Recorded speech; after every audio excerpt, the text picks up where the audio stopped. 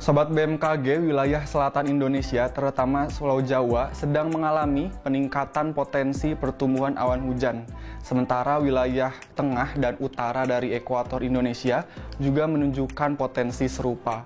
Hal ini dipengaruhi oleh aktivitas fenomena cuaca global dan regional, seperti gelombang ekuator yang aktif, kemudian adanya daerah pertemuan dan perlambatan angin, serta kelembapan udara yang relatif tinggi.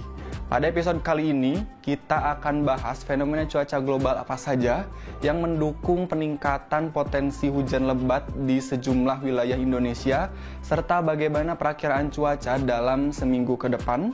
Bersama saya, Dendi Rona Purnama, mari kita simak informasi selengkapnya. Sobat BMKG, analisis dan pantauan BMKG menunjukkan bahwa sepekan terakhir curah hujan di beberapa wilayah di Indonesia bagian utara masih cukup tinggi pada sepekan terakhir. Tercatat, hujan dengan intensitas sangat lebat atau ekstrim, 100 atau lebih dari 150 mm per hari, terjadi pada tanggal 2 September 2024 di Stasiun Meteorologi Malikus Saleh Aceh, yaitu sebesar 175 mm per hari. Kondisi dinamika atmosfer terkini pada periode 6 hingga 12 September 2024 pada skala global, MJO diprediksi aktif di wilayah maritim kontinen atau pada fase 4 menuju kepada fase 5 di wilayah Indonesia. Sementara itu, analisis OLR dan aktivitas gelombang ekuatorial Rossby diprediksi aktif di wilayah Sumatera bagian tengah dan selatan, kemudian wilayah Jawa, Nusa Tenggara, Kalimantan, Sulawesi bagian selatan, kemudian Maluku Utara, dan yang terakhir di Papua bagian utara.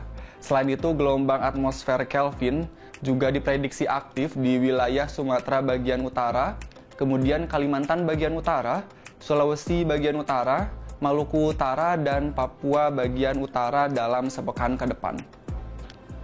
Pada skala regional, siklon tropis Yagi terpantau di Laut Cina Selatan, lebih tepatnya di sebelah timur dari Vietnam, yang membentuk daerah perlambatan kecepatan angin atau konvergensi yang memanjang di Laut Cina Selatan, kemudian di daerah Selat Malaka, Laut Andaman, dan juga di sekitar Teluk Thailand.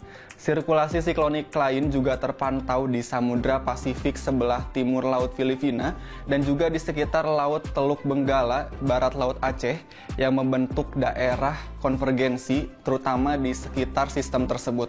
Daerah perlambatan kecepatan angin atau konvergensi lainnya juga terpantau memanjang di perairan barat Sumatera Barat, kemudian di pesisir barat Sumatera Barat, dari Sulawesi Tenggara hingga Sulawesi Tengah, kemudian dari Papua Barat dan juga di sekitar Papua Pegunungan.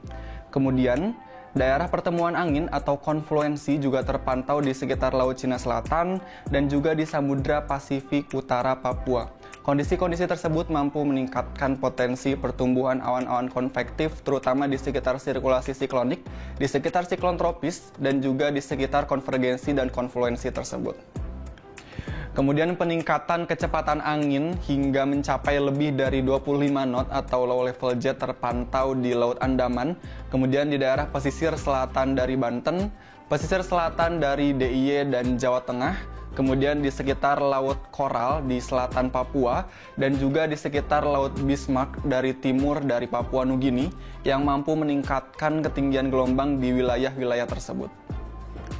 Secara umum, kombinasi fenomena-fenomena tersebut diperkirakan menimbulkan potensi cuaca signifikan dalam periode 6-12 September 2024 berupa potensi hujan sedang hingga lebat yang disertai kilat maupun petir dan angin kencang di seluruh wilayah Sumatera, kemudian Kalimantan, Sulawesi, Papua, Jawa Barat, dan Maluku Utara. Kemudian potensi angin kencang yang terdapat di wilayah Jawa Timur, Nusa Tenggara Timur, Kalimantan Barat, kemudian Papua Pegunungan, dan Papua Selatan.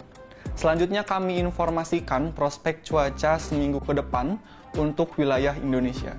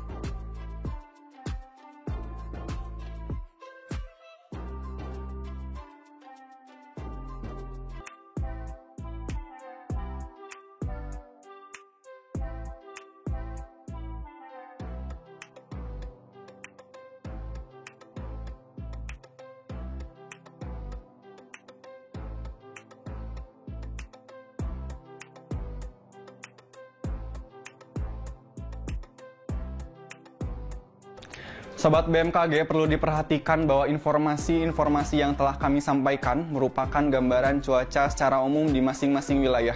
Bagi Sobat BMKG yang menginginkan informasi yang lebih mendetail yang diupdate setiap 3 jam, Sobat BMKG tentunya dapat mengupdate informasi tersebut pada aplikasi Info BMKG yang dapat diunduh di App Store maupun Play Store.